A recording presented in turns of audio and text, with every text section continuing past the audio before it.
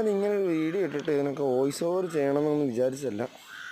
പക്ഷേ നിങ്ങൾ ഈ വീഡിയോ കാണുന്നുണ്ടെങ്കിൽ please like and subscribe ma'am. Subscribe ചെയ്തില്ലെങ്കിലും ഒരു ലൈക്കും എന്തെങ്കിലും ഒരു കമൻറ്റ് ഇട്ട് കഴിഞ്ഞാൽ വലിയ ഉപകാരമാവും. രണ്ടുപേരും കൂടെ കാണട്ടെ.